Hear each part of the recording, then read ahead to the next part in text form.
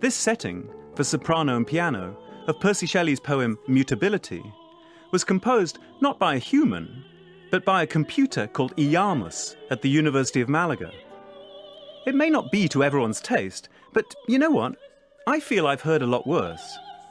And if a computer can do this now, what will it be capable of in, say, 10 years' time?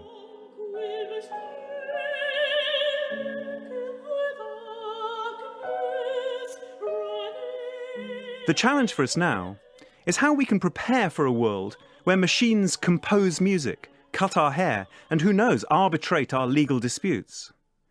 One thing's for sure, we're going to need to change the way we think about education and careers.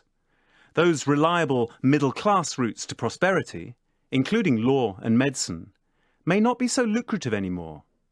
Lawyer Gregor Pryor. From a personal perspective, it's been incredibly fun for me to be a lawyer.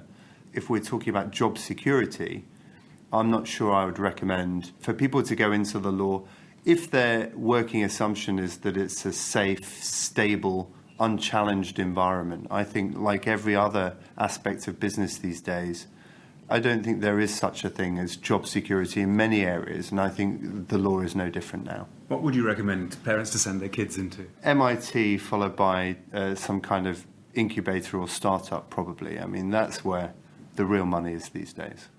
And for those of us who might not quite make the grade for MIT, Andrew McAfee, who was one of the first to warn of this job-destroying nature of today's technology, thinks it's time to bring back the fun into education. Like you can imagine, we get asked this question about how should I prepare my children all the time. So when I talk to parents of young children and they say, what trajectory do we put our kids on? The advice I give is to send them off to I went to a Montessori school, send them off to some fairly open kind of hippie flavor of education that teaches them that the world is a really interesting place. And their job is to go poke at it, try to understand it better, just kind of play around in the world.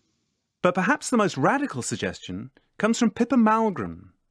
She wants us to go back to the workshop. What we really need to do is to put what we Americans call shop class, or you might call vocational training, back into schools.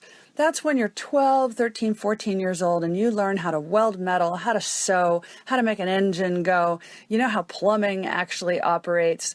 We've had 20 or 30 years of a software revolution with silicon chips and the capacity of computers to do more and more. But what we're getting now is a hardware revolution. I think now that I'm in the robotics business, I would rather hire an 18-year-old who spent the last 3 or 4 years welding metal and playing with engines than I would hire somebody with a business degree. No question about it. But it's hard to find kids who've been allowed that experience. Which opens up an interesting possibility. Maybe these 18-year-olds, thin on the ground, might demand a higher wage than all those MBAs coming out of business school. Perhaps this new wave of technology will at last provide opportunities for manual labourers who that first wave of robots put out of work. At least if they know how to program a computer. I think another thing is that you have to actually learn how to do computer coding if you want to be conversant in the world economy today. And finally, maybe the most important thing is to change our whole attitude to work and the workplace.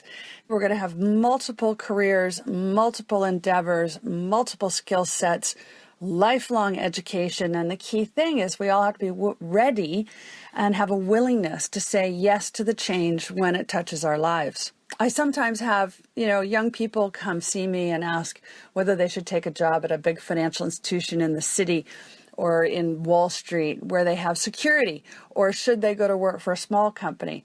And I'm like, what makes you think you have any security working for a big bank in the city or a big company? Big companies don't provide security. That era is over.